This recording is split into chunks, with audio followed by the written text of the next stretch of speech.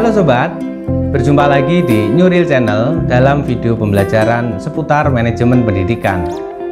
Di video kali ini, kita akan melanjutkan pembahasan tentang tema Sistem Informasi Manajemen Pendidikan pada bagian yang kedua, berkaitan dengan beberapa tahapan dalam pengembangan sistem informasi manajemen di lembaga pendidikan. Pada pembahasan sebelumnya, telah disinggung bahwa ada dua indikator efektivitas pelaksanaan sistem informasi manajemen pendidikan. Pertama, lembaga atau satuan pendidikan telah melakukan pengelolaan data dan informasi secara baik, mulai dari pengumpulan, pengolahan, pendistribusian, serta penyimpanan data.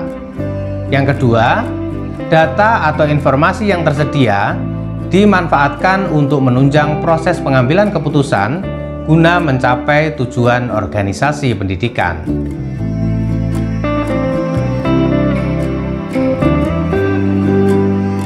Dalam konteks pengembangan sistem informasi manajemen pendidikan, sebenarnya tidak harus dilakukan secara online dengan berbagai kecanggihan perangkat IT. Pengelolaan data secara manual pun bisa dikatakan sebagai bagian dari sistem informasi manajemen asalkan dilakukan secara baik, sehingga bisa menyajikan informasi-informasi yang berkualitas.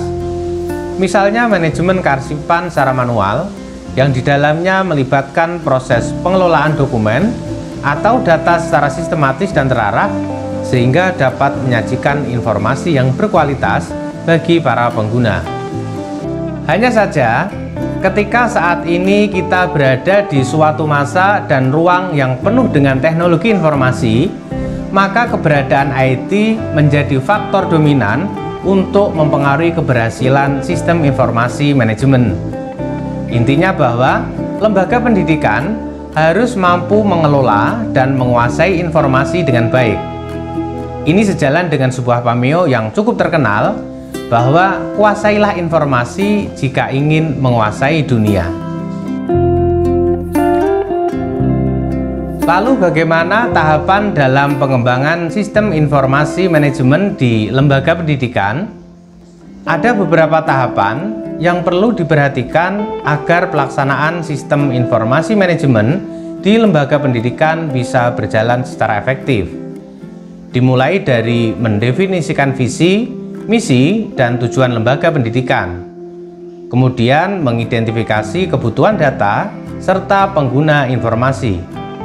Dilanjutkan dengan merancang formulir pengumpulan data, mengembangkan database dan software pengolah data, lalu pengumpulan dan pengolahan data, penyajian informasi kepada pengguna, serta evaluasi pelaksanaan sistem informasi manajemen di lembaga pendidikan. Sekarang kita coba uraikan satu persatu.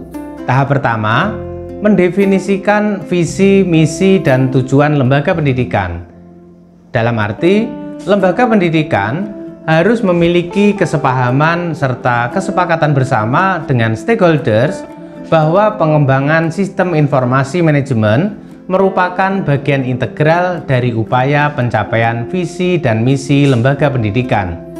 Dengan kata lain, indikator pencapaian visi lembaga harus mencakup sekaligus memayungi pengembangan program sistem informasi manajemen. Tahap kedua, mengidentifikasi kebutuhan data dan pengguna informasi, di mana lembaga pendidikan bersama unit pengelola sistem informasi manajemen perlu melakukan telaah berkaitan dengan jenis dan bentuk data apa saja yang dibutuhkan, sekaligus mengidentifikasi siapa para pihak yang akan memanfaatkan informasi tersebut. Pada tahap ini, perlu ditentukan ruang lingkup sistem informasi manajemen yang akan dikembangkan. Misalnya, fokus pada sistem informasi akademik, atau sistem informasi manajemen kesiswaan, atau sistem informasi manajemen pendidik dan tenaga kependidikan, ataupun mengambil fokus dan nama yang lainnya. Tahap ketiga, merancang formulir pengumpulan data. baik secara manual atau offline maupun secara elektronik atau online. Tahap ini dilakukan berdasarkan hasil identifikasi kebutuhan data yang telah dilakukan pada tahap sebelumnya. Tahap keempat, yakni mengembangkan database dan software pengolah data. Dalam hal penyiapan software, lembaga pendidikan perlu memiliki personalia yang menguasai teknologi informasi, khususnya dalam mendesain dan mengembangkan aplikasi tertentu. Jika lembaga pendidikan tidak memiliki personalia yang memadai, maka dapat menggandeng pihak ketiga yang secara khusus menyediakan jasa layanan pengembangan software atau aplikasi tertentu. Sebaliknya, jika database dikembangkan secara manual, tentu sudah tidak perlu lagi menyiapkan personalia yang secara khusus mengembangkan aplikasi ini. Ada beberapa tahapan ketika akan mengembangkan software, antara lain analisis kebutuhan, membuat desain, mengembangkan sistem, uji coba sistem, menggunakan dan memanfaatkan software, serta evaluasi sebagai bahan perbaikan. Semua proses ini perlu didukung oleh aturan organisasi, anggaran, budaya kerja, serta komitmen dari semua pihak. Jika perangkat database sudah siap, maka berlanjut ke tahap yang kelima, yakni proses pengumpulan dan pengolahan data.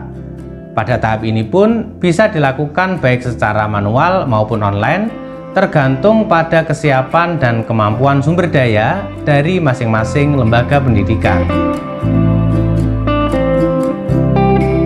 Tahap keenam adalah penyajian informasi kepada pengguna, yakni pihak-pihak yang memiliki hak akses atas informasi tersebut atau para pemimpin lembaga pendidikan yang akan memanfaatkan sistem informasi manajemen untuk pengambilan keputusan. Tahap yang terakhir adalah evaluasi, yang dilakukan untuk mengetahui sejauh mana keefektifan pelaksanaan sistem informasi manajemen di lembaga pendidikan. Hasil dari evaluasi ini menjadi masukan sekaligus rekomendasi untuk memperbaiki pengembangan sistem informasi manajemen pada fase berikutnya. Oke sobat, demikian tadi sekilas tentang tahapan dalam pengembangan sistem informasi manajemen di lembaga pendidikan.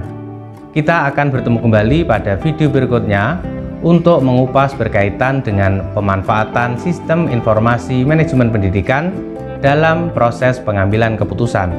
Silahkan berikan pertanyaan, komentar, atau saran pada kolom di bawah ini. Terima kasih, sampai jumpa, wassalam.